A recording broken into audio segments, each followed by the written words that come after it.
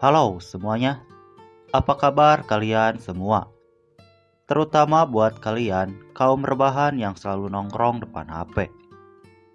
Admin berdoa semoga kalian selalu baik-baik saja. Kali ini admin akan melanjutkan cerita Donghua yang berjudul Zhu Tianji. Setelah di episode kemarin muncul monster ular yang besar dari dalam sungai Yin. Lalu apakah Lin Pei bisa mengalahkan monster itu? Alangkah baiknya sebelum kalian nonton video ini, tekan tombol subscribe terlebih dahulu agar kalian gak ketinggalan video selanjutnya.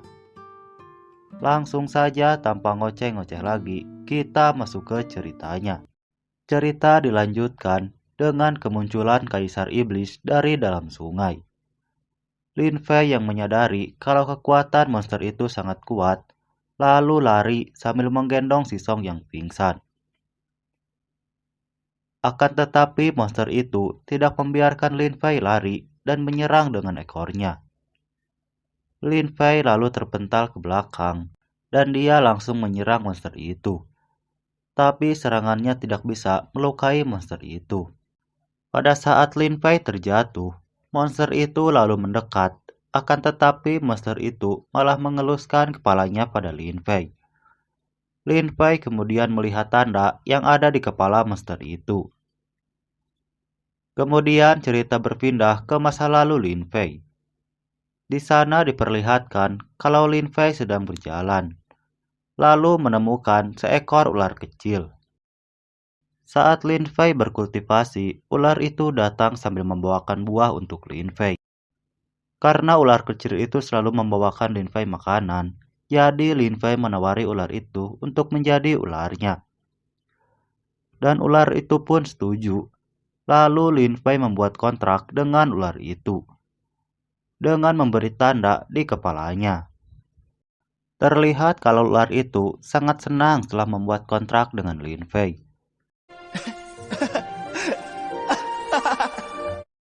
Terlihat juga Lin Fei yang sedang membuat nisan, lalu meletakkannya di tengah-tengah nisan yang lain. Setelah itu dia mengatakan kalau balas budi akan dibalas dan kebencian akan dilunasi. Setelah itu Lin Fei akan pergi ke suatu tempat. Sebelum pergi dia bertemu dengan ular kecilnya dan memberikan tugas kepadanya untuk menjaga harta yang ada di gua es misterius dan mengatakan kalau dia akan segera kembali. Di sana juga terkuak nama dari ular itu adalah Xiao Xiao. Cerita kembali ke masa sekarang. Lin Fei lalu mengelus dan meminta maaf pada Xiao Xiao.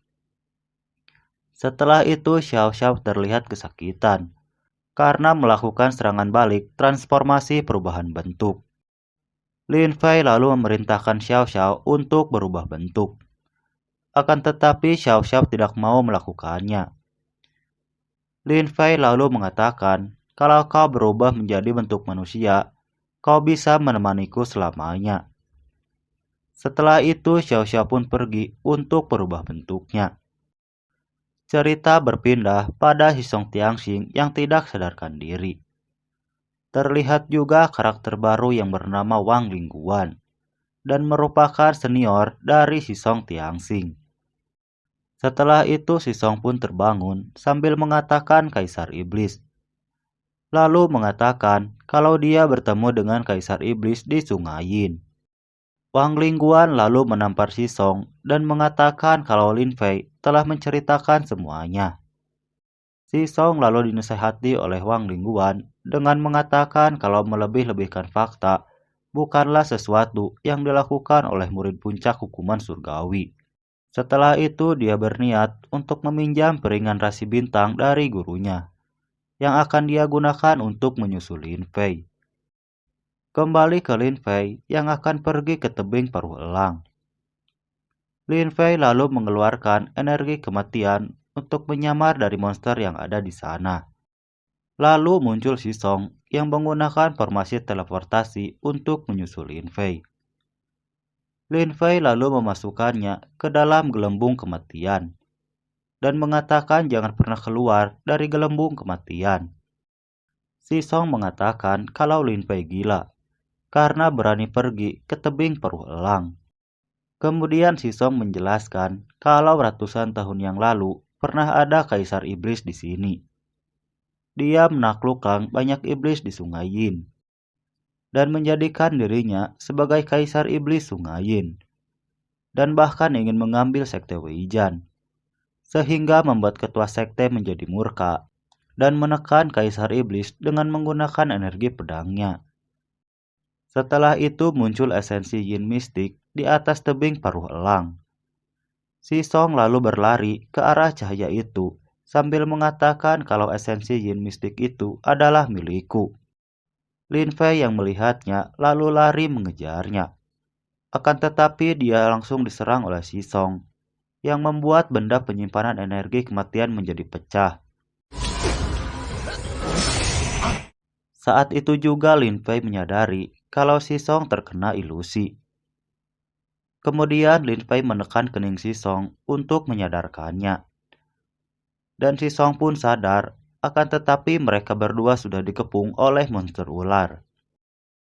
Mereka berdua pun melawan monster ular bersama-sama. Sisong lalu bertanya pada Lin Fei tentang apa yang telah terjadi. Lin Fei mengatakan kalau cahaya yang tadi adalah jebakan, dan kau terjebak dalam ilusi. Setelah itu Lin Fei mengeluarkan lentera kuning milik gurunya, yang telah dia perbaiki sebelumnya, dan mengeluarkan api sejati dari lentera itu, yang membuat ular itu menjadi terbakar. Sisong mengatakan kalau dia berhutang budi padanya.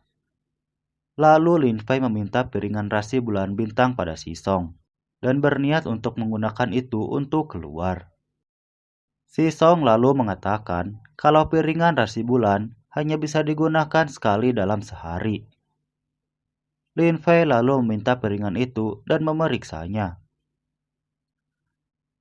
Setelah diperiksa, Lin Fei berencana untuk menambah larangan pada piring itu, agar bisa digunakan sekali lagi, dan mengatakan kalau dia punya cara untuk keluar dari sini.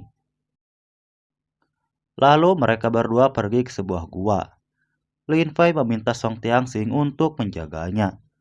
Sementara itu, Lin Fei mulai menambahkan larangan pada piringan itu. Di luar gua, si Song Tianxing bertarung melawan monster ular agar tidak menyerang Lin Fei.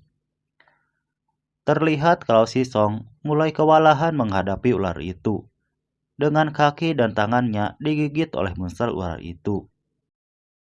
Sementara itu, Lin Fei masih terus berusaha menambahkan larangan pada piringan itu. Saat si Song tidak bisa melawan lagi, Lin Fei datang untuk menyelamatkannya dengan portal ruang teleportasi yang sudah terbuka. Lin Fei lalu memberikan piringan itu pada Song Tianxing dan memerintahkannya untuk memberitahu ketua sekte kalau segelnya terlepas. Setelah itu dia mendorong Song Tianxing ke portal teleportasi.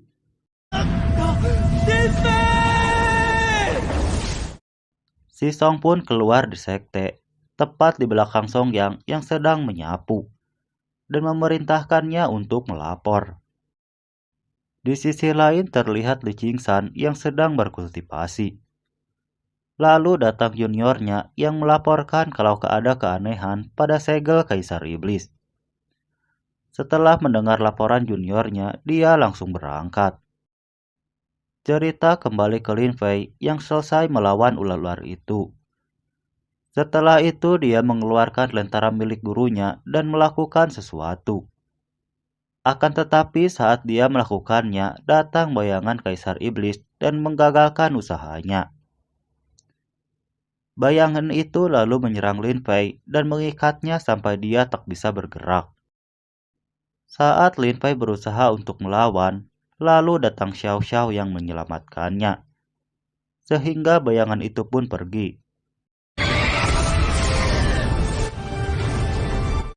Setelah itu Xiao Xiao mengantarkan Lin Fei ke tempat Tarta yang sedang dicari oleh Lin Fei. Di tengah perjalanannya Lin Fei menyesal karena dia merasa gagal sebagai tuannya Xiao Xiao dan tak bisa melindunginya.